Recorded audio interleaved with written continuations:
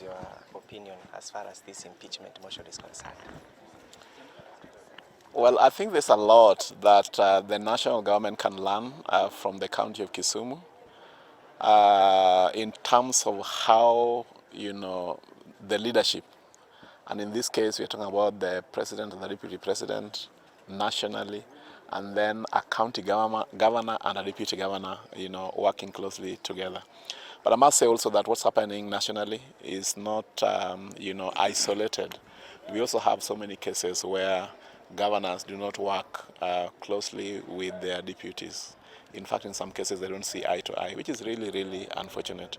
Because if you think about, delivery of services, it was not about, individual interest, but about the interest, of the people. So if you put the interest of the people first, then in many cases, then there is no conflict. But I also want to really thank my governor, Professor Peter Nyang'nyong'o. I know that he's one of the crafters of the 2010 Constitution that, birthed devolution. And of course, they had an idea of what it needs to look like, a governor and a deputy working together, or a president and a deputy president, working together. And so there's a lot to learn from here. And because it is leadership, I would like not to try to advise the national government. But I mean, Professor Nyong'o is an elder in terms of, politics in this country. And I know that they have a working relationship with the president, okay, and they can talk at their level.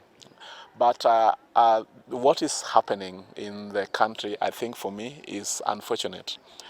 First of all, the young people, the famous Gen Zs, really, brought our country to a level that we had to talk to each other. We had to reason together. We did not have a country, but they made us, get it back in our hands, such that, we would then decide what to do to move forward together as one indivisible nation, okay? But, what's happening right now, really, I would say it's unfortunate because, we are supporting the broad-based government as the Azimio coalition, and especially as the ODM party. We have 4 of our members, very senior, by the way, within that government. And the last time I checked, through the leadership of the ODM, we agreed that we'll support the broad-based government. But now the people that we are purportedly supporting, which is the Kenya Kwanza, they have decided now to then start fighting in their own kitchen, okay? And I would just like to say that whatever it is that they are doing, whether they want to impeach the deputy president, whatever it is that they want to do, let them do it in haste. Why? Because this country cannot afford another division. We already came in, united the country.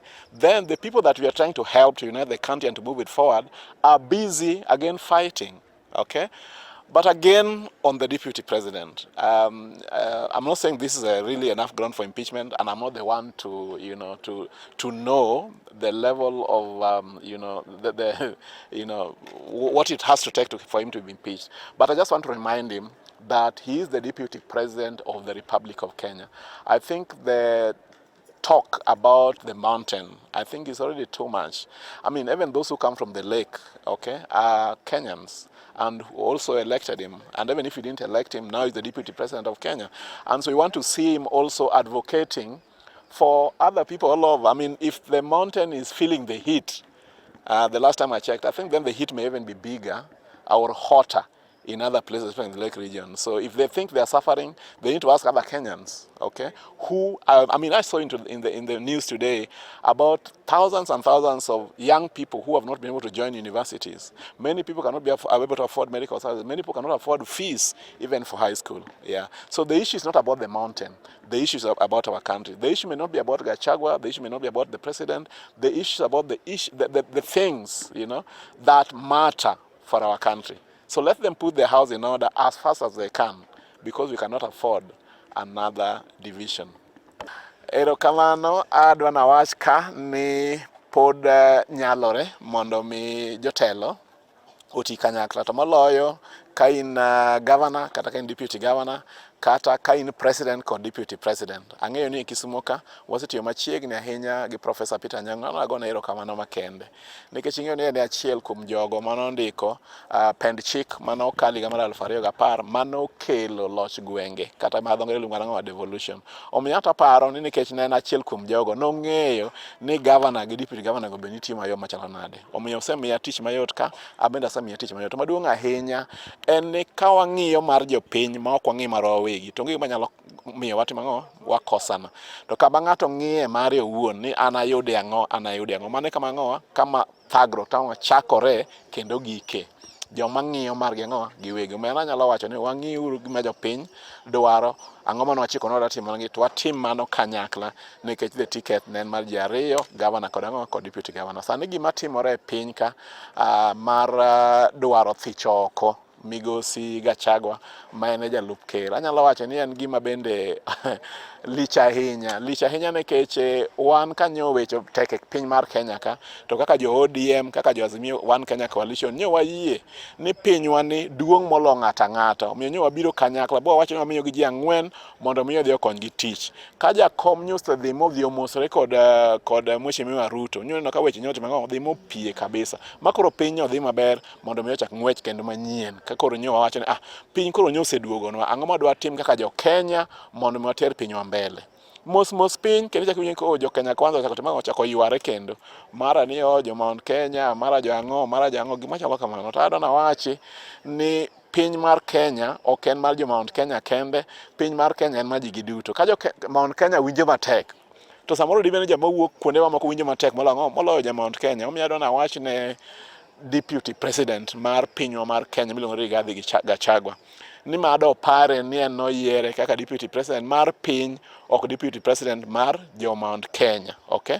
To be kanitie gima ne gichikore kod wuon piny men William Samoei Ruto, to kaka gin ji ariyo pod ginyalo bedo piny mondo mi giwuo to gine ni giloso weche gi nade ma giketo jopiny mondo bed achiel kodgi tabu moro amora ma ginyalo bedo godo e kindgi ang'o, e kindgi ji ariyo. Gipar ni piny mar Kenya duong' moloyo kargi ji ariyogo, piny mar Kenya duong' moloyo Kenya Kwanza Coalition, piny mar Kenya en marwa duto. Omiyo gima sani ochuno en ni gibed piny kaka piny owacho, gine ni nyithindo moko dhi skul e university dhi e skul nade, joma ok nyalo yudo thieth nade, joma ok nyalo yudo chiemo ma gichamo yudo nade, barabara manigero mang'eny pok ochak ger inyalo gero nade, railways manonego bed ni bedo extended kawuok Nakuru kabiro ka inyalo timo nade. Ka in e kaunti ma Kisumu ka ne wawacho ni wadwaro mondo mi giger gimiluongo ni Koro Soil Multipurpose Dam, igero karang'o?